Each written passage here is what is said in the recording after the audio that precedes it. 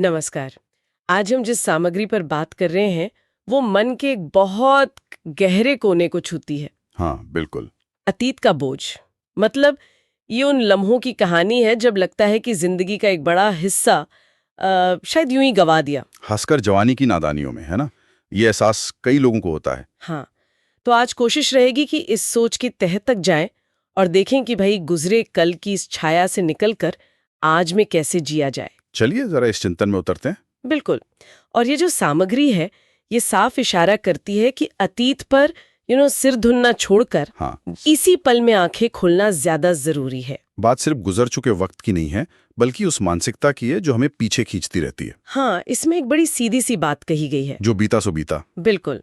गुजरे वक्त पर अफसोस करना तो ऐसा ही है जैसे कमान से निकला तीर वापस बुलाना। वो संभव नहीं है। हाँ, और कमाल की बात यह है कि ये जो चिंता है, ये पछतावा शायद उसी मन की उपज है जिसने पहले भी समय गंवाने में एक तरह से मदद की थी। ये बहुत गहरा नुक्ता है, आपने सही पकड़ा। सामग्री के हिसाब से पछतावा करना भी वो समय की एक और बर्बादी है।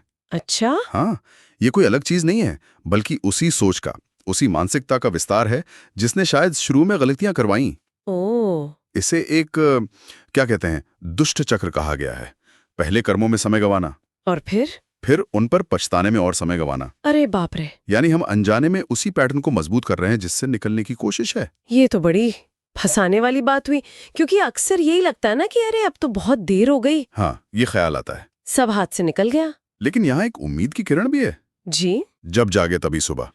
ये सुनने में बहुत अच्छा लगता है, पर क्या ये वाकई हर स्थिति में लागू होता है? कभी कभी नुकसान इतना बड़ा लगता है कि भाई अब कोई रास्ता ही नहीं बचा शायद। देखिए, ये भावना तो स्वाभाविक है और सामग्री भी इस बात को मानती है।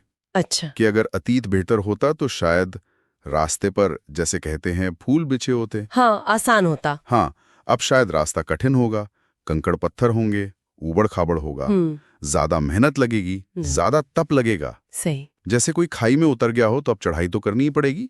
पर सबसे अहम बात यह है क्या?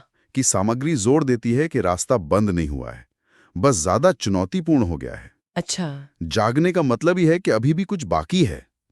जैसे एक बीज भी बचा हो तो पूरा जंगल फिर खड़ा हो सकता है। और निराशा, निराशा तो वैसे ही पैरों में बेड़ियां डाल देती है। बिल्कुल। यहाँ एक और बात पर जोर है, जीवन का विधायक पहलू, यानी सकारात्मक पहलू देखने पर। हाँ, पॉजिटिव साइड। क्या पता शायद ये भटकना ही जरूरी था सही दिशा पाने के लिए।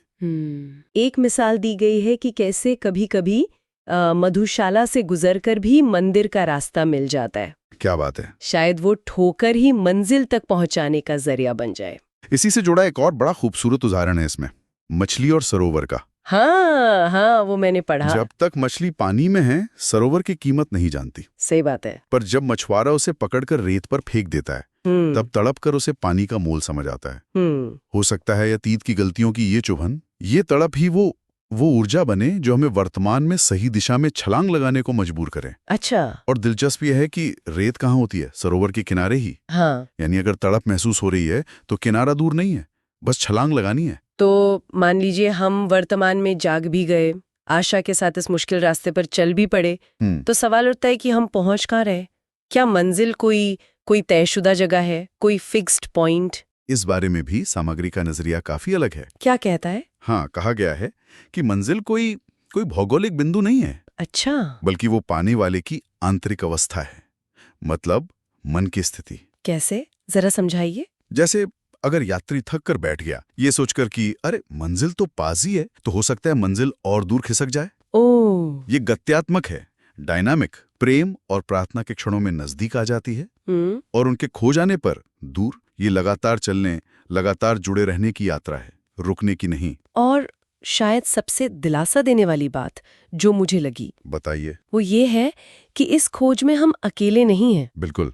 जीसस के उस गडरिये की मिसाल दी गई है जो अपनी 99 भेड़ों को सुरक्षित छोड़कर उस एक खोई हुई भेड़ को ढूंढने अंधेरी रात में निकल पड़ता है। क्या बात है। ऐसा लगता है जैसे परमात्मा भी हमारी तलाश में है। बिल्कुल। ये विचार की दो नैन मेरी प्रतीक्षा में खड़े, ये बहुत बल देता है। हाँ।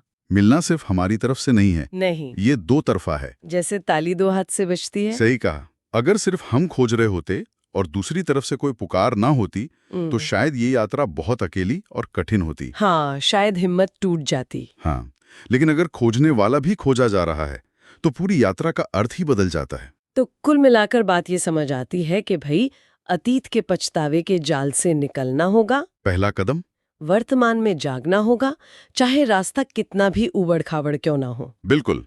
कोशिश और उम्मीद का दामन थाम कर आज ही पहला कदम बढ़ाना होगा, क्योंकि जो बीत गया वो सचमुच बीत गया, उसे बदला नहीं जा सकता। सही। और जाते जाते एक सवाल छोड़ जाते हैं श्रोताओं के लिए, जिस पे सोचा जा सकता है। जरूर।